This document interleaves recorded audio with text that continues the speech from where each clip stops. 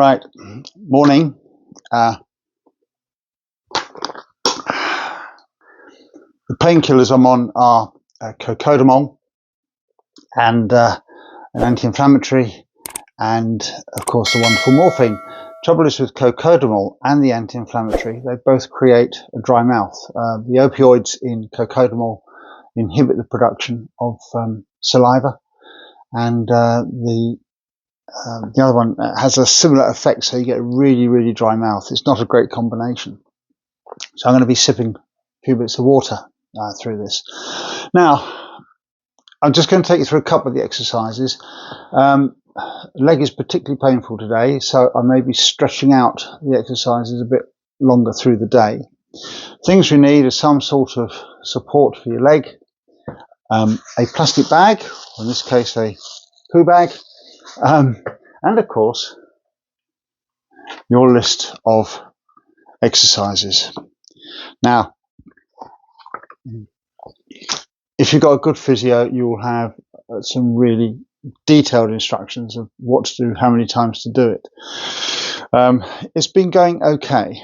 You will notice, if I just stand up a bit, you will notice I have these very fetching stockings on, compression stockings to stop blood clots. That's the operated leg. That's the dressing. And that is sutured and clipped, and it stings like buggery, particularly when you put it under pressure. Now, one of the things we need to do really before we start is just to hang the knee off the bed or whatever it is you're sitting on. Let the leg take its own weight. It helps to stretch it out, particularly if you've been in bed and your leg's been flat, it won't want to bend. And similarly, if you've been sat in a chair for a while and it's bent and you go to straighten it, it won't want to straighten. So you need to do a few exercises just to loosen that up a little bit. Now, the fun thing is getting your legs up onto the bed. I would normally do it on that side because it's easier to put the operated leg up first. It's not suitable for doing that with the camera. So, here we go.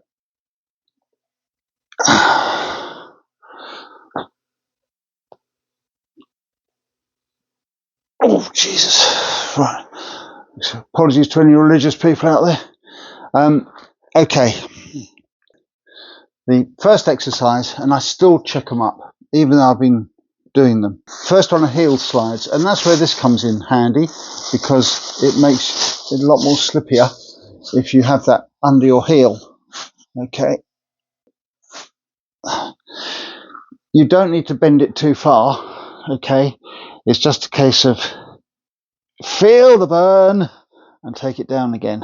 Okay. Now that burn is actually the sutures and the staples on there, and that will tell you how far you can go. And it's possible that as you go on with the exercises, you'll be able to push it that little bit further. This is certainly better than when I first started, but the pain's no better. It still hurts. And you find you'll get like little electric shocks running through the knee, at least I do. Right, so that's one.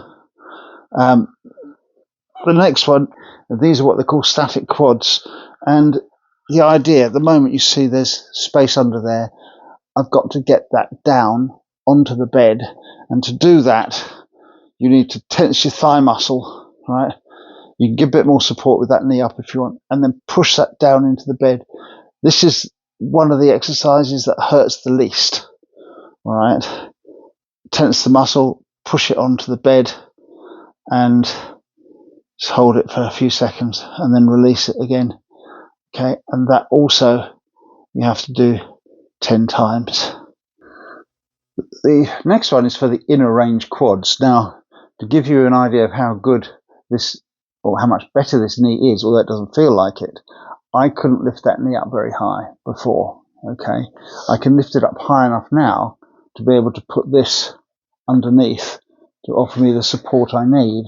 So that is a really vast improvement.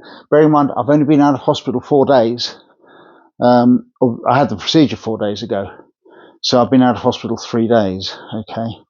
Now with this one, we tighten the thigh muscle and we lift that foot off the bed and we hold it for 5 seconds. Now you will find that pulls across the top of the knee there and also on the wound itself, but it's mainly on top of the wound, which I suspect then therefore is muscular. Right, just get it off. It doesn't have to be a lot. Just get it off and hold it if you can for 5. 1 and 2 and 3 and 4 and 5, and down it goes again. And you need to do that 10 times, and it gets easier the more you do them. So there's one I'll show you in a minute where I start off hardly being able to do it at all, and after a few repetitions the improvement's incredible. Right, next one. Now with this one, there's no hanging about. It's not a case of lifting the leg and counting for 5. It's a case of just trying to lift the leg. And this is the one I was just telling you about. When you first try and do it, the weight of that leg, I'm trying to get that leg off the bed, but the weight of the leg seems incredibly heavy, and I could get it off a little bit. Okay, that's 1. Tense the thigh muscle again. Tip your toes back, which I always forget to do. 2. A little bit more there, you see. Try again. Relax. Tense the thigh muscle. 4. See that?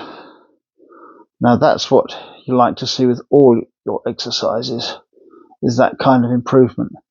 But it's getting used to the fact your leg weighs so heavy. It's incredible. All right. So that's that one. Again, 10 reps, no waiting time, which is good. This next one's not so easy to set up by yourself because you need your roll under your ankle, and despite what you just saw me doing, I can't do it, so I have to lift the leg up. It's better to have someone that can gently lift your leg and just slide it under for you. Now this one is just about hanging. Okay, you can see there's space under my leg there. You just let that hang, let the weight of the leg pull down on it, and you can stay there for maybe up to 5 minutes. And it does help just give you a bit of breathing space, but it also works along the back of the knee there, the hamstrings, which obviously you've got to work all the muscles on there. I'm not as sweary today as I have been, but then I haven't done all 10 reps with every exercise, have I? Now this one, in the hospital, I amazed the physio because I went straight into it and was able to do it straight away. Since I've been home, I've hardly been able to do it at all, and that's working the gluteal muscles, and you probably recognise it. It's when you bring your knee up. Oh, bugger.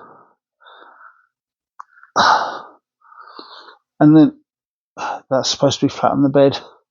Jeez, that's stinging. And then you lift your backside off the bed and down. Now, I went right up to a really good arch in the hospital, but I think the bed there is firmer, and that really, really stings on that, because trying to get your foot flat on the bed is really pulling on those muscles there. It's a very difficult one to do, and I tend to do that in small bites, as it were. It's a lot easier. Now there are other exercises that those I do 3 times a day. There are some other exercises I do 3 times a day. And some I have to do hourly. The hourly ones I do on a chair usually, and that involves moving the knee backwards and forwards, and also lifting the knee or the leg off the floor. And then there's one where you move your toes like that every hour, right? Not too difficult. But then we go on to 3 times a day with hamstring exercises and squats, not full squats, like mini squats, and lunges. Now, they're not easy, they're painful. I will show you all those ones hopefully tomorrow. But in the meantime, it gives you some idea of the exercises you'll get. They're pretty standard exercises throughout the industry. do them. You must do them. Things to watch out for, however, there might well be a bit of seepage in your dressing after 3 or 4 days after the op. That's not unusual. I've got a little bit there. It's about a centimetre long and a couple of other spots. You only really need to worry if there's a lot of it, if your bandage gets soaked, the dressing gets soaked, and also if it's a horrible colour, like brown or green and smells. But if you've got any concerns, then you'll be expected to ring the ward. You should have the number direct for the ward where you were treated, so you can speak to someone straight away with any concerns like that. Right, that's it for now. I've got to try and get my slippers on, and I'm going to go and get some breakfast because it's, what time is it? It's 9 o'clock. I shall see you hopefully tomorrow. I've survived this lot. Bye for now.